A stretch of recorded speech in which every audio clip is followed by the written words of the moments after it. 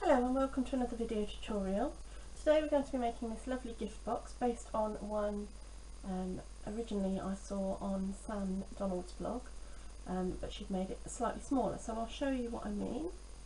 Just slide the ribbon off and then the box explodes open, or pops open I suppose, and you've got space for two little votive candles inside. Now the original one that I saw was just a 2-inch cube box, pretty much, with the one candle in. I've adapted Sam's tutorial and made it fit the two candles that I wanted it to hold. So before I carry on, what I just wanted to point out was the pattern on this box. I got asked where it had come from. I've actually used the sponge daubers and some inks, and I was working on another project, so I had out my primrose petals, summer starfruit, coastal cabana and calypso coral, and I've just used the sponge dauber with those 4 colour inks just to create this random spotty pattern, so on some Whisper White cardstock. So that's a really nice way to customise your own pattern paper. So we'll just pop those out of the way, and we're going to bring in the cardstock that we're using. You need 2 pieces of cardstock, one that is 8 inches by 11 inches, and in centimetres that is 20 centimetres by 22.5 centimetres. And then you need another piece of cardstock. So as I said, a second piece that is 2 inches by 11 inches, and in centimetres that is 5 centimetres by 29 centimetres. Okay, so we're going to need the scoreboard for this project, because there's quite a bit of scoring, so it's just much easier to use the scoreboard. Let's place that so you can see just about see the top there. Okay, so we're going to place the cardstock into the scoreboard with the 8 inches across the top this way, and we're going to score at 2 and 6 inches. So 2 inches, and then again all the way down at 6 inches. Let's give that another go over. There we go. 2 and 6. Turn at 90 degrees. Oh, sorry, and in centimetres that is 5 centimetres and 15 centimetres. They'll work.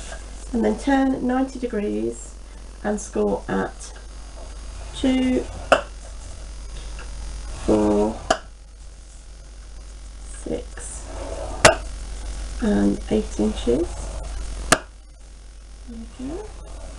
And then we're just going to turn it back round again so that this 1 inch score line is at the top, and we're only going to score down to the second line, and we're going to score at 1 inch down to the second line, and at 7 inches down to the second line. And in centimetres that's 2.5 centimetres and 17.5 centimetres. I will put all of the measurements in both metric and imperial onto my blog, and then you can follow it nice and clearly there as well if you like. So we'll now bring in the long piece.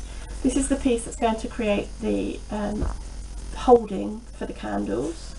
So we're going to score this in inches at 1/2 inch, 1 inch, 3 inches, 3.5 inches, 7.5 inches, where do we get to? 8 inches, 10 inches, and 10.5 inches. So in inches that's 1/2, 1, 3, 3.5, 7.5, 8, 10, 10.5, and in centimetres it's 1.5, 3, 8, 9.5, 19.5, 21, 26 and 27.5. But as I said, they'll all be on my blog anyway. That's it now for the scoring board, so we'll pop that out of the way, and we're going to bring the original piece in. And what we're going to do is use this as a cutting guide. So I'm just going to cut out this small rectangle here from the section that we just scored down to the second line.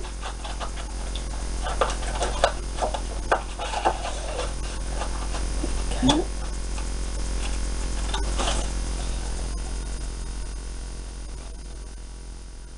And as it's kind of an exploding out box and not a traditional sealed edge box, we only actually need one section to have that notch in it, in the tab, that just creates a much tidier tab. So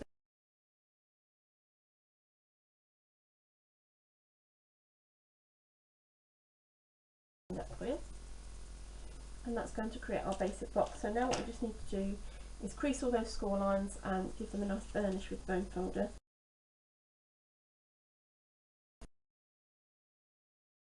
Now to create the aperture, I was playing with punches, various things to find the right size for my candles, and for the votives that I'm using, I actually didn't have a punch that worked. My 1 3/8 was slightly too small and the next size up was way too big.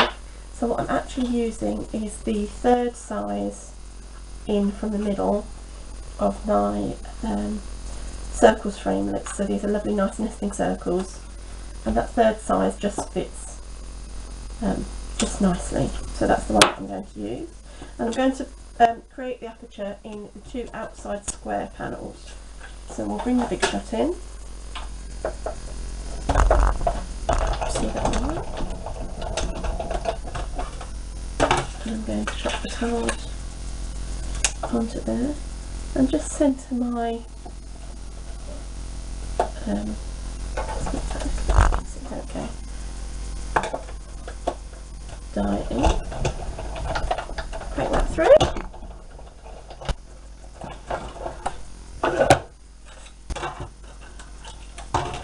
and then there what you can see is we've got then the aperture in there. Now the designer paper that I'm using is from the lovely new set, I think it's called Kaleidoscope, and it's this triangular patterned paper. Now what you can do, if your paper doesn't have an orientation, it's really easy to stick the panels on prior to assembly, and I'll show you where they go. These pieces are just all 1/4 inch smaller than the actual measurement of each panel, but I'll put the dimensions on my blog, but again both in metric and imperial. So that's where the cardstock would go if you are assembling and decorating before you stick the box together. But because I want to make sure that I've got my triangles orientated the right way, and I'm just not getting my head around that this morning, so I will stick those on once the box is assembled. So all we're going to need is a little bit of Tombow, and it's just a very tiny bit of assembly on the basic box. A bit of Tombow or sticky strip, something like that, just in those 2 pieces here and here. So it's the 2 sections that we cut that notch out of, and we will just bring that round and into place there, and just hold that for a second, and do the same on the other one. Bring it round, put it in place, stick. I do find that talking to the glue helps a little. There we go. So that now forms the basis of my box, and you can see that that's then going to flip up. What I'll then do is create the insert piece. So we've got these all nicely scored, nice and sharp. And if I just show you,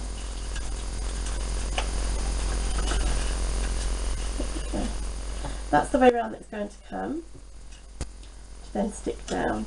And again, I'll use Tombow. You could use sticky strip, but Tombow is quite handy because you can slide it around a little bit, got a bit more give, whereas the sticky strip is, once it's down, it doesn't like to play.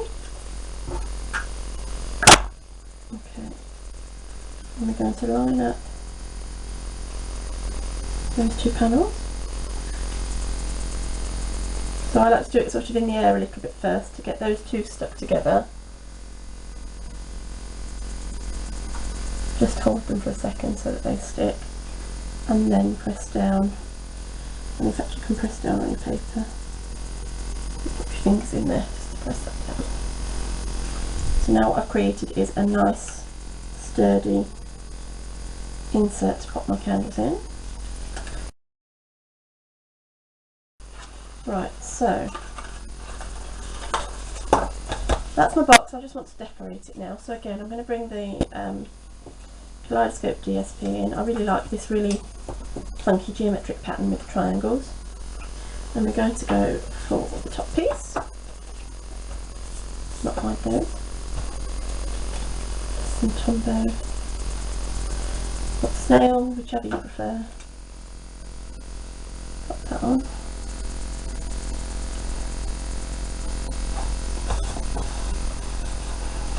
And now what I can do is make sure that the DSP orientation follows around. Because you just know if I tried to do it, you'd have one piece that was triangles pointing up and one piece triangles pointing down. And that wouldn't have made me happy.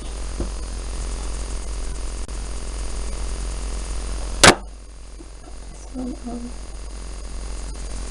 here. And then we've got a side panel.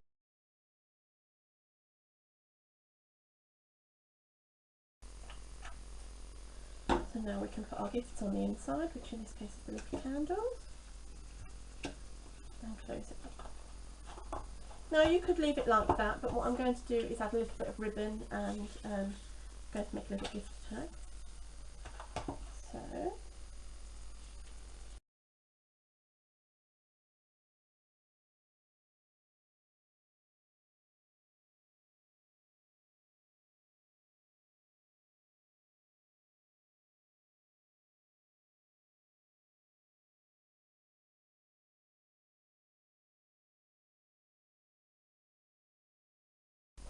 So there we have it, a little gift box for 2 votive candles. You have the 2 choices of colours that I've done there. And as you can see, what a lovely way to present a little gift, thank you for somebody. Maybe even if you've got time Saturday, a quick Mother's Day present, as on Sunday here in the UK it's Mother's Day. So I hope you've enjoyed my tutorial. Thank you for watching and come back soon. Bye.